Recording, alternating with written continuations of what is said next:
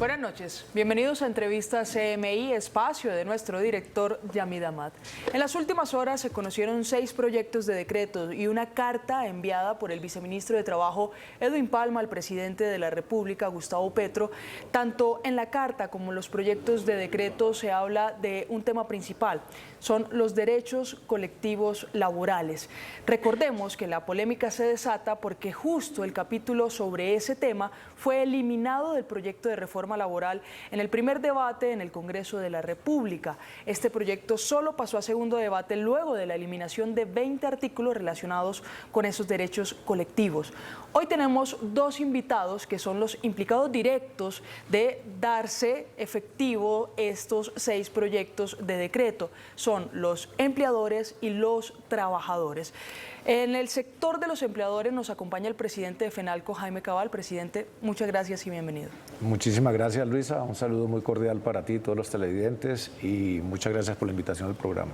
Y después de comerciales tendremos al representante de los trabajadores, que es el presidente de la Central Unitaria de Trabajadores, Fabio Arias. Entre tanto, avancemos con la entrevista con el presidente de FENALCO. Presidente, 6 decretos, temas principales son tercerización e intermediación laboral, regulación de la negociación colectiva o pactos colectivos, huelga de servicios públicos esenciales, comité de convivencia, asamblea y cuota sindical. Empecemos por uno que incluso se trató en el proyecto de reforma laboral y es la tercerización. En ese proyecto de decreto se habla de una tercerización o intermediación laboral ilegal para aquellas empresas que ofrezcan los servicios temporales, digámoslo así, de personal, y que se recomienda o se considera ilegal cuando estas empresas no tienen los recursos para la producción. Sin embargo, estas empresas no tienen productos para producción, los recursos para producción, sino que ofrecen es personal a otras empresas que sí los tienen. ¿Cómo toma usted ese decreto? Bueno, Luisa, permítame primero, antes de hablar de pronto de cada tema específico, hablar un poco del contexto de esta iniciativa que nosotros, la verdad, nos sorprende muchísimo porque está de alguna manera reconociendo un carácter de inconstitucionalidad. Es decir, yo no puedo decir como gobierno, voy a presentar un proyecto de ley, pero los artículos que no sean aprobados en ese proyecto de ley por el legislador, o sea, por el Congreso, en este caso la Comisión Séptima de la Cámara, entonces yo lo saco por decreto, porque eso es desconocer la lealtad constitucional y la jerarquía normativa que tiene el país, es el orden constitucional que tiene el país. Entonces, si fuera así, sería muy fácil gobernar, porque todos los proyectos de ley que se presentarán, si no pasan en el Congreso, pues simplemente expido decretos que se pueden amparar o disfrazar de decretos modificatorios o decretos reglamentarios. Pero otra cosa adicional, cuando un gobierno presenta un proyecto de ley para modificar una ley, como en este caso la del trabajo, está reconociendo que el contenido de ese proyecto es de carácter de ley y no de carácter de decreto, sino porque no lo hicieron desde el comienzo y se hubieran evitado ese hundimiento de los artículos. En nuestra manera de ver, esa es una forma velada de hacerle conejo al Congreso y de hacerle conejo a los colombianos. Sí.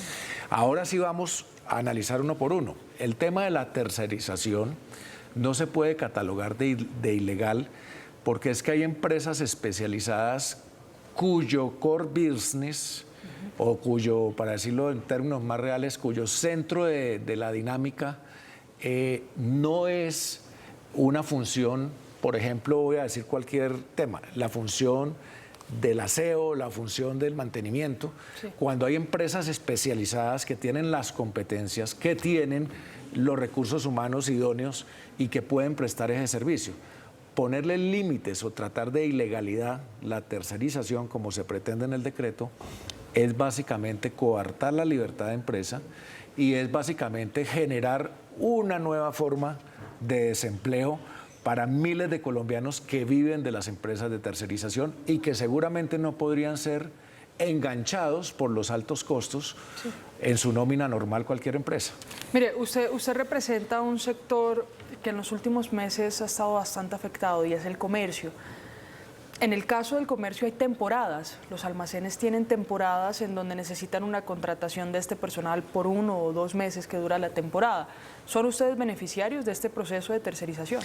Claro, y ahí está el típico ejemplo. Es decir, el comercio tiene una nómina, o los comercios tienen una nómina, una planta de personal fija durante todo el año, como lo tiene también la industria del turismo, los hoteles, los restaurantes, pero cuando hay altas demandas por épocas especiales, por la temporada decembrina, por el Día de la Madre, por las vacaciones, la Semana Santa, etcétera, etcétera, se crea una mayor demanda y esa mayor demanda debe ser cubierta con personal para esa mayor demanda que no puede engancharse por los costos durante todo el año, pero se está generando empleo, se le están pagando sus prestaciones sociales. Entonces, me parece que esto es bastante peligroso porque lo que va a hacer es provocar que no haya generación de empleo a través de las empresas de tercerización o, por el contrario, que se destruyan empleos. Pero mire, presidente, ¿no se podría entonces contratar en estas temporadas a una persona por un tipo de contrato a término fijo o por obra y labor?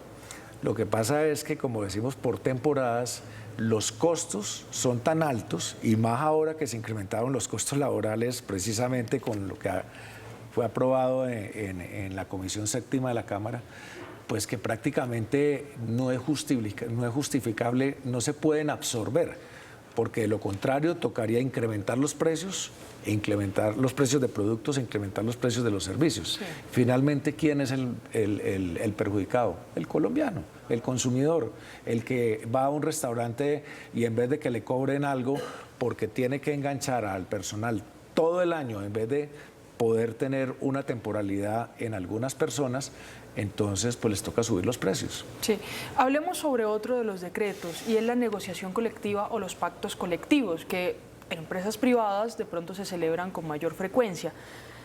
Recuerdo que hace unos meses el viceministro de Trabajo en una conferencia de abogados laborales dijo que de no aprobarse la reforma, pues de todas formas la ley los obligaba a tener actos administrativos como esto en donde se prohíba los pactos colectivos o en donde se sancionen a las empresas entre 1 y 5.000 salarios mínimos por celebrar pactos colectivos. Eso en ese momento nosotros inclusive lo calificamos de una amenaza y digamos un anuncio bastante despectivo con el sector empresarial. Es decir, los pactos colectivos que forman parte hoy de la ley tienen enormes beneficios. Tienen tantos beneficios que muchas veces en un acuerdo, en un pacto colectivo, se logran mejores condiciones o mejores negociaciones que si se estuviera negociando con un sindicato. Entonces, desconocer los pactos colectivos pues es un retroceso de 40 años para Colombia. Es decir, es que esta ley es una ley, lo que pretende el gobierno con el proyecto de ley que cursa en el Congreso, con el articulado que ya se aprobó y con los decretos que piensa expedir como ley, ¿sí? Lo que pretende finalmente es beneficiar a unos muy poquitos y es a la clase sindical del país. Y es a los que hoy tienen empleo y gozan de empleo, pero nunca en esta ley se está pensando en los 2 millones de desempleados que tiene Colombia ni en los 2.7 millones de informales que tiene el país. Esta ley no conduce, o este proyecto de ley no conduce a generar empleo, sino todo lo contrario, a destruir el empleo que hay en el país. Los costos laborales que se aprobaron ahora, se los podría enumerar muy rápidamente, Luisa, es la jornada ya no terminaría a las 9 de la noche, sino a las 7. Esas 2 horas adicionales van a representar costos de 35% más, como horas extras, y si es como recargo festivo, y si es con hora extra, sería un 75% más. Los recargos dominicales se suben del 75 al 100% escalonadamente al 2026. Pero lo que es más grave, que la gente no ha caído en cuenta, volver contratos laborales, los contratos de los aprendices del SENA, le cuesta al sector privado 5.2 billones de pesos al año, nuevos. O sea que con estos costos, ¿es posible generar empleo en Colombia? ¿O no será que las empresas van a empezar poco a poco a disminuir sus plantas de personal porque no aguantan con la carga laboral? Pero Presidente, en algún momento la ministra también lo dijo que tal vez la reforma y algunos actos administrativos no eran específicamente para generar empleo, sino para mejorar las calidades laborales de los trabajadores. ¿Cómo ven ustedes esa posición del gobierno nacional? Lo que pasa es que se ha vendido un discurso que lamentablemente es falso. Aquí en Colombia no hay precarización laboral. Que haya empresas, y como no se puede mirar absolutamente, que hayan excepciones, pero la mayoría de las empresas cumplen con la ley y más allá de la ley, y ese cuento de la precarización es un discurso de la izquierda, para que lo hablemos clarito. Entonces, ¿qué pasa? Si se quieren mejorar las condiciones de los que hoy tienen trabajo, sí. Por eso digo que no pensaron en los que no tienen trabajo, que son los desempleados y que son los informales. Al mejorar las condiciones de esos que tienen trabajo, subiendo los costos, pues es pan de hoy y hambre para mañana. ¿Por qué? Porque pues muchas empresas, por ejemplo, las micro, pequeñas y medianas empresas, les va a quedar muy difícil aguantar con esa nueva carga laboral. ¿Y qué es lo que van a hacer? Dejar de trabajar 2 turnos, abrir más tarde y cerrar más temprano, eliminar empleos, automatizar. Y esto lo que va a provocar realmente, como lo dijo el Banco de la República, como lo dijo Fedesarrollo y como lo calculamos nosotros, es cerca de 500.000 nuevos desempleados, sí, si se aprueba la ley en un año corrido. Pero no solo con la aprobación de la ley, presidente, incluso en los últimos 2-3 meses hemos registrado un aumento del desempleo en el país. ¿A qué se debe esto? ¿Qué está pasando principalmente en el sector empresarial para que este tema de tasa de desempleo que venía en disminución en los últimos meses vaya en aumento? Pues Luisa, si nosotros miramos las cifras del crecimiento del primer trimestre, y ahora me voy a referir al salto que dio en abril, del 0,7, cuando uno mira los sectores que vienen creciendo en números rojos, o sea, negativamente, son precisamente esos sectores que son los mayores generadores de empleo. El comercio, la industria, sí, la construcción, y los sectores que no generan empleo, o que no generan gran cantidad de empleo, son los sectores que de pronto están creciendo neutro o positivamente. Entonces, ¿qué es lo que está pasando? Ya se ven las consecuencias del comportamiento de la economía privada, sí, porque claro, cuando uno dice en abril, pero es que crecimos 5.5, pero ¿quién creció alto? ¿Qué sectores según el PIB? La burocracia creció el 13%. Y hubo un repunte importante del sector agropecuario, del sector minero, del cual nos alegramos, del sector extractivo, del cual nos alegramos. Pero si usted mira el crecimiento de la industria, la construcción y el comercio, sigue siendo pobre. O sea que las causas de ese desempleo se empiezan a ver en el marchitamiento económico de estos sectores. Es decir, en el comercio, que lleva 17 meses consecutivos, ya se ven cifras de desempleo importantes. ¿Por qué? Porque obviamente si se vende menos, si hay menos demanda, sí, entonces las empresas tienden a sobrevivir minimizando sus costos.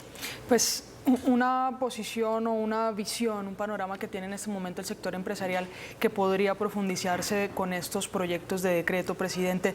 Lastimosamente se nos acabó el tiempo. Pero un último punto. Sí. Volver a la huelga de las empresas de servicios públicos esenciales es inconstitucional. Está prohibido expresamente en el artículo 56 de la Constitución.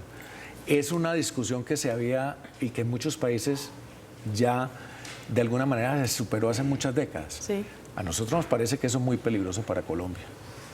Presidente, muchas gracias por su opinión. Nosotros vamos a comerciales, nuevamente agradeciéndole, y volvemos con nuestro otro invitado. Gracias.